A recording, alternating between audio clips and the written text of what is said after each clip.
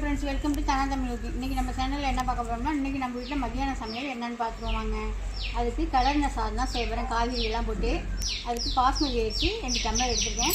இது ஒரு அரை மணி நேரம் ஊற வச்சு எடுத்துக்கலாம். ஊறத்துக்குள்ளே போய் நம்ம காயெல்லாம் கட் பண்ணிடலாமா? வாங்க.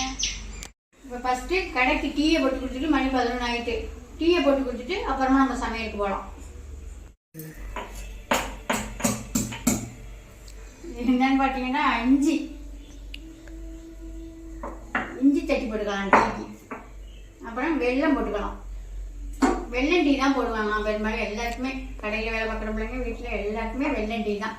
இப்போ வெல்லம் போட்டாச்சு, டீ எல்லாம் ரெடி பண்ணி கடைக்கு கொடுத்துட்டு நம்ம ஒன்று ஒன்றா சமையல் ரெடி பண்ணிடலாம். காய்கறியெல்லாம் அரிஞ்சு எடுத்துகிட்டு வந்துட்டேங்க. தக்காளி, வெங்காயம், கொத்தமல்லி, கருவேப்பிலை, அப்புறம் காய் பீன்ஸு, உருளைக்கிழங்கு, கேரட்டு எல்லாம் பெருசாகவே அரிஞ்சு வச்சுருக்கேன். எடுத்து தொட்டுக்கிட்டு சாப்பிடலாம் சாதத்தோட கலந்தான்னு. இது தாளித்து கொடுத்தா சாப்பிட மாட்டாங்கங்க. இது இந்த மாதிரி காய்கறி சாதம் செஞ்சுட்டாக்கா நல்லா விரும்பி சாப்பிட்டுப்பாங்க. அதனால் இந்த மாதிரி செஞ்சு விட்டுடலாம். எப்படியோ ஒரு வகையில் காய் சாப்பிட்டா சரி. இப்போ குக்கர் வச்சுருக்கேன். அடுப்பை பற்ற வச்சு குக்கர் வச்சாச்சு. ஒரு 2 ஸ்பூன் எண்ணெய் ஊற்றிக்கிட்டு கொஞ்சமாக நெய் ஊற்றிக்கலாம். கொஞ்சம் நாங்கள் 1 டம்ளர் 2 டம்ளர் இப்படி தான் செய்யலாம். 2 டம்ளர் அரிசி தான் எடுத்து வச்சுருக்கேன். ஒரு ஸ்பூனுக்கிட்ட நெய் ஊற்றிக்கலாம். சூப்பராக இருக்கும். காமிக்கிற பாருங்க. ஒரு 70 வருஷமாக இருக்குது இந்த கடை அப்படின்னு சொல்கிறாங்க. இது இந்த ஸ்டிக்கர்லேயே இருக்குது. மணலாக அவ்வளோ சூப்பராக இருக்குங்க. நாங்கள் இதுதான் வாங்கி யூஸ் பண்ணுவோம். இந்த நெய், அப்புறம் இந்த வெண்ணெய் பாருங்கள். இந்த வெண்ணெயும் நாங்கள் தான் வாங்குவேன். இந்த வெண்ணெய் நம்ம எதுக்கு யூஸ் பண்ணுறோம்னா, சீப்பு முறுக்கு செய்கிறோம், முறுக்கு செய்கிறோம்லங்க, இனிப்பு முறுக்கு, அதுக்கெல்லாம் இந்த வெண்ணெய் தான் போடுவேன். 1/2 கிலோ வாங்கிட்டு சரியாக விட்டு 1/2 கிலோ 1 கிலோ மொத்தமாக வாங்கியாந்து வச்சுக்குவேன். அப்பப்போ நம்மளால் போக முடியாதா, அதனால. நீங்கள் இந்த சவுண்டுங்க உள்ள நீங்கள் வாங்கி சாப்பிட்டு பார்த்துட்டு எப்படி இருக்குன்னு கமெண்டில் சொல்லுங்கள். வெளியிலலாம் கிடைக்குதா என்னன்னு தெரியலைங்க. எங்கள் ஊரில் இருக்குது. எப்படி இருக்கு பார்த்தீங்களா? சூப்பராக நல்லா இருக்கு. மணலாக இருக்குன்னு சொல்லுவோம்ல, அந்த மாதிரி நெய்ங்க. இது தாளிக்கிறதுக்கு ஒரு 2 இலை எடுத்து வச்சுருக்கேன். ஒரு ஏலக்காய், 2 ஏலக்காய், கொஞ்சோண்டு பட்டை, ஒரு கிராம்பு, ஒரு ஸ்டார். அது நல்லா பொரியட்டும். ஒரு 4-5 வெங்காயம் எடுத்து கட் பண்ணி வச்சுருக்கேன். வெங்காயம்லாம் அந்த மாதிரி கலர்ன சாத்துக்கெல்லாம் நிறையா சேர்ந்துங்க. இப்போ நம்ம போட்ட பட்டைக்கிராமெலாம் பொரிஞ்சிச்சு. அரிஞ்சு வச்சுட்டு வெங்காயத்தை போட்டுக்கேன். இதுக்கு தொட்டுக்கு என்னன்னு பார்த்தீங்கன்னா, பீக்கங்காய் ஒன்று அரிஞ்சு வச்சுருக்கேன். அதை தான் பொரியல் பண்ண போகிறேன். அப்புறம் தயிர் பச்சடி, அப்புறம் மாங்காய் ஊறுகாய் தாளிச்சு வச்சுருக்கோமா, அது தொட்டுக்கிட்டு சாப்பிட வேண்டியதான். இந்த வெங்காயம் வதங்கிறதுக்கு, காய்கறியெல்லாம் வதங்கிறதுக்கு கொஞ்சமாக உப்பு போட்டுக்குவோம். அப்புறமா போட்டுக்கலாம் உப்பு. இப்போ ஒரு 4 பச்சை மிளகா 2 கட் பண்ணி வச்சுருக்கேன், அதை சேர்த்துக்கலாம். வெங்காயம் நல்லா ஒரு கோல்டன் பஸ்ஸுக்கு வந்துட்டு இப்போ இஞ்சி பூண்டு ஒரு 1.5 ஸ்பூன் கிட்ட போட்டுக்குவோம். நல்லா பச்சை வாடை போகிற அளவுக்கு நல்லா வதக்கி விட்டுடலாம். இஞ்சி பூண்டு எல்லாமே நல்லா வதக்கி விட்டுட்டேன். இப்போ கொஞ்சோண்டு புதினா கொத்தமல்லி போட்டு அதையும் ஒரு வதக்கி விட்டு, புதினா கொத்தமல்லி போட்டோமா, அதுவும் நல்லா வதங்கிட்டா இப்போ எடுத்து வச்சுருக்க மசாலா ஐட்டத்தெல்லாம் நம்ம சேர்த்துடலாம். அந்த எண்ணெயில் நல்லா பொரிஞ்சு நல்லா கலராக இருக்கும் சாதம். கொஞ்சோண்டு மிளகாத்தூள், கொஞ்சம் மஞ்சத்தூள், கொஞ்சோண்டு கரம் மசாலா, இது கொஞ்சோண்டு பிரியாணி பொடி. இப்போ எல்லாத்தையும் சேர்த்துக்கலாம். சாதத்தை நீங்கள் எவ்வளோ செய்கிறீங்களோ அதுக்கு தகுந்த மாதிரி சேர்த்துக்கங்க. நான் ஒரு 2 டம்ளர் 1/2 கிலோ அரிசி இருக்கும்.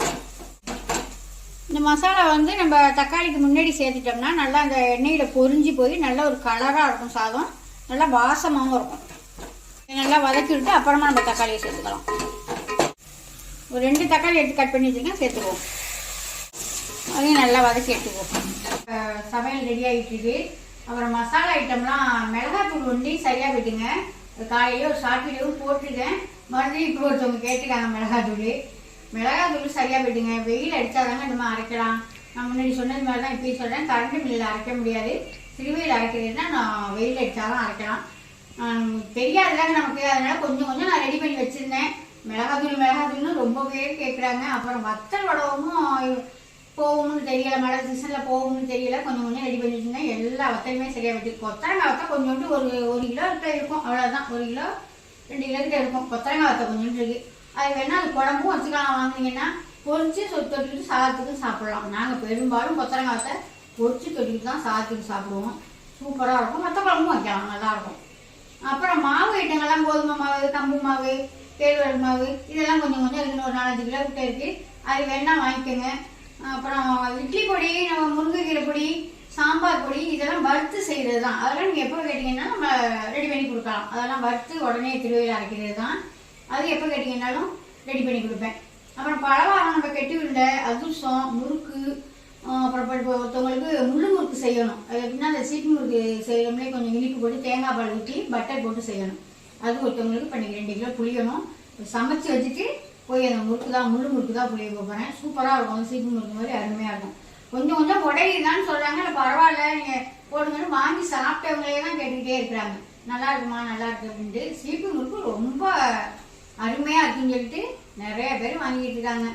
அதே மாதிரி உங்களுக்கும் வேணும்னா இதுவெல்லாம் வேணும்னா உங்களுக்கு வேணால் மேலோட நம்பருக்கு வாட்ஸ்அப் பண்ணி வாங்கிக்கோங்க. மற்றபடி மிளகாத்தூள் ஒன்றே இப்போதைக்கு ஸ்டாக் கிடையாது. இப்போ மல்லித்தூள் எல்லாமே திருவையில் அரைச்சது எல்லாமே திருவையில் அரைக்கிறது தான் நம்மள்கிட்ட. அதுக்கு எல்லாமே கொஞ்சம் கொஞ்சம் இருக்குது வாங்கிக்கோங்க. மிளகாத்தூள் ஒன்றே இப்போதைக்கு கேட்காதீங்க. நான் வெயில் அடிச்சதுன்னா நான் உங்களுக்கு வீடியோ போடுவோம், ஷார்ட் வீடியோ போடுவோம், நீங்கள் அதை பார்த்துட்டே வாங்கிக்கலாம். இப்போ வாங்க நம்ம சமையலுக்கு போயிடலாம். இந்த மாதிரி நல்லா வதக்கி எடுத்துக்கோங்க. இந்த மாதிரி வதங்கிட்டு பாடு ஒரு ஸ்பூனுக்கிட்ட புளிக்காத தயிராக எடுத்துருக்கு, அதை சேர்த்துக்குவோம். இதை சேர்த்து நல்லா வதக்கி விட்டுட்டு அப்புறமா காய்கறியை சேர்த்துக்கலாம். அரிஞ்சு வச்சிருக்க காய்கறி எல்லா காய்கறியுமே எல்லாத்தையுமே சேர்த்துடலாம். இந்த மசாலாலாம் நல்லா அதில் சேரு உப்புலாம் போட்டுக்கோமா நல்லா சேர்ந்து நல்லாயிருக்கும். அதனால் நல்லா வதக்கி விட்டுருவோம்.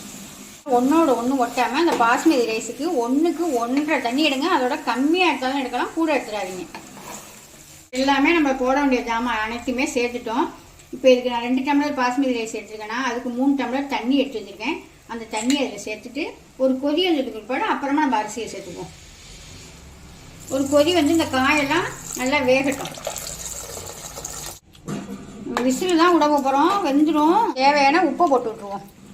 உப்பை போட்டுருவோம், முதல்ல போட்டிருக்கோம், பார்த்து போட்டுக்கலாம். ஒரு கிளறு விட்டு ஒரு கொதி வரட்டும். அப்புறமா அரிசியை சேர்த்து ஒரு 2 விசில் 3 விசில் விட்டு எடுத்துக்கலாம். பீக்கங்காய் ஒன்று வதக்கிக்கலாமா? அதுக்கு ஒரு கொஞ்சோண்டு கடுகு, வெள்ளை உளுந்து அதிகமாக போடுவேன். எதுக்கு வெள்ளை உளுந்து அதிகமாக போடுறேன்னா சட்னியாக இருந்தாலும் தேங்காய் சட்னிங்கெல்லாம் போட்டு தாளிக்கணும்னா அந்த மாதிரி சட்னியாக இருந்தாலும் இந்த மாதிரி காய்கறியாக இருந்தாலும் தாளிக்கிற காய்க்கு இந்த மாதிரி வெள்ளை உளுந்து அதிகமாக இருப்பாப்புல எங்கள் பையன். ஏன்னா அந்த காய் சாப்பிடல இந்த உளுந்தும் கடிப்படணும் பள்ளியில். அதுக்காக வெள்ளை உளுந்து நிறையா போட்டு தாளிக்க சொல்லுவாங்க. அதனால் நிறையா தான் போட்டு தாளிப்பேன். ஒரே ஒரு பட்டை மிளகாய் போட்டுக்குவோம். கொஞ்சோண்டு ஒரு வெங்காயம் வச்சுருக்கேன், அதையும் சேர்த்துக்குவோம். ஒரு கருவேப்பிலை போட்டுக்குவோம். பீக்கங்காய் எடுத்து தோல் சேர்த்துட்டு இந்த மாதிரி கட் பண்ணி வச்சுருக்கேன், இதை சேர்த்துக்கலாம். அதில் இதுக்கு தண்ணியெல்லாம் நீங்கள் ஊற்ற வேண்டியதில்லை. இது போட்டு வதக்கையிலே தண்ணி விடும். தேவையான உப்பு சேர்த்துக்கலாம். காய் நிறையா இருக்கிற மாதிரி இருக்கும், வெந்து போனால் கம்மியாக போயிடும். அதனால் கொஞ்சமாக போட்டுக்கணும். வேகட்டும், காமிக்கிறேன். தண்ணி இப்போ கொதி வரும்போது இப்போ அரிசியை சேர்த்துருவோம். நல்லா தண்ணியை சுத்தமாக வடிகட்டி வச்சுக்கோங்க. அரிசி நம்ம தண்ணியில் போடையிலே கிளஞ்சிடணுங்க. ஏன்னா நம்ம ஊற வச்சு கிளஞ்சோம்னா உடஞ்சி போயிடும் அரிசி. அதனால் அரிசியை தண்ணியில் போடையிலே கிளஞ்சிட்டு வச்சு நல்லா மெதுவாக ஒரு கலக்கி விட்டு மூடியை போட்டுடலாம். இப்போ அரிசியை போட்டு நல்லா மூடியை போட்டேன்னா இப்போ 3 விசில் வரட்டும். அதுக்கு ஒருபாடு நம்ம ஓப்பன் பண்ணி பார்க்கலாம். அவ்வளோதாங்க. இப்போ எல்லாமே போட்டேன், தேங்காய் பூ எல்லாமே போட்டேன். சூப்பராக பீக்கங்காய் பொரியல் ரெடி ஆகிட்டு. எவ்வளவு போட்டோம் எத்தனை இருக்கு பாருங்க. சூப்பராக ரெடி ஆகிட்டு. இது சாதத்தில் போட்டே சாப்பிடவே அவ்வளோ அருமையாக இருக்குங்க. அவ்வளோதான். இப்போ சாப்பாடை ஓப்பன் பண்ணி பார்த்துடலாமா? குக்கரை ஓப்பன் பண்ணி பார்த்துடலாமா? சூப்பராக ரெடி ஆகிடுச்சு. இப்போ வேறு பாத்திரத்தில் மாற்றிடுவோம். வேறு பாத்திரத்தில் மாற்றிட்டேன் சாப்பாட்டை. எப்படி நல்ல சாப்பாடாக சூப்பராக நல்லாவே வந்துருக்குது. இதே மாதிரி நீங்கள் ஒரு வாட்டி செஞ்சு பார்த்துட்டு எப்படி இருக்குது கமெண்டில் சொல்லுங்கள். காய்கறி சாதம், இதுக்கு பேர் வந்து வெஜிடபிள் பிரியாணி. ஆமாம், எனக்கு தெரிஞ்சது காய்கறி சாதம். அப்புறம் வந்து அது இங்கிலீஷ், இது தமிழ், அவ்வளோதான். எனக்கு வந்து அது வராதுங்க. அதனால நான் காய்கறி சாதம்னு சொல்லிடுவேன். நீங்களாம் என்ன சொல்லுவீங்கன்னு தெரியாது. நீங்களாம் இங்கிலீஷில் சொல்ல தெரியாது. நீங்களாம் எப்படி சொல்லுவீங்கன்னு கமெண்டில் சொல்லுங்கள். இதுக்கு தொட்டுக்கையும் பார்த்துட்டீங்க என்ன செஞ்சுருக்கேன். நல்லா உதிரியாகவே நல்லாவே வச்சுருக்கு. நான் சொன்ன அளவுகளோட நான் செஞ்ச இது மாதிரி சாமான்லாம் சேர்த்து நீங்களும் ஒரு வாட்டி செஞ்சு பார்த்துட்டு எப்படி இருக்குன்னு கமெண்டில் சொல்லுங்கள். எனக்கு தெரிஞ்சது மாதிரி நான் செஞ்சுருக்கேன். இதில் எதுவும் மாற்றி செய்யணும்னாலும் கமெண்டில் சொல்லுங்கள், மாற்றிக்குவோம். அடுத்த வீடியோ பார்ப்போம். பாய்.